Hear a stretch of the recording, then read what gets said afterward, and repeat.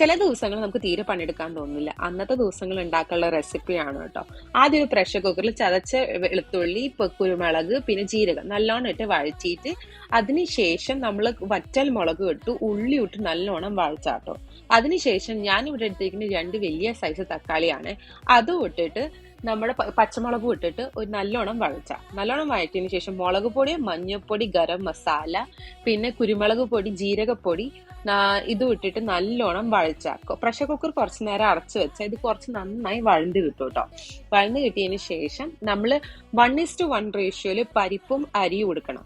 അത് കുറച്ചു നേരം വെള്ളത്തിൽ മുക്കി വെച്ചിട്ടാണ് ഞാൻ വെച്ചുള്ളത്. അതിനുശേഷം അതും ഇട്ടിട്ട് നല്ലോണം മസാല പിടിക്കുന്നവർ. അതിനുശേഷം വെള്ളം ഒഴിക്കുക. വെള്ളം നിങ്ങളുടെ അനുസരിച്ച് പുളിവെള്ളം ഒഴിക്കുക. കുറച്ച് കായപ്പൊടി ഇടുക, ശർക്കര പൊടി ഇട്ടിട്ട് പ്രഷർ കുക്കർ ഒരു 6 to 7 വിസിൽ റെഡിയായി. നല്ല ടേസ്റ്റും നല്ല എളുപ്പത്തിൽ ഉണ്ടാക്കാൻ പറ്റിയ റെസിപ്പി.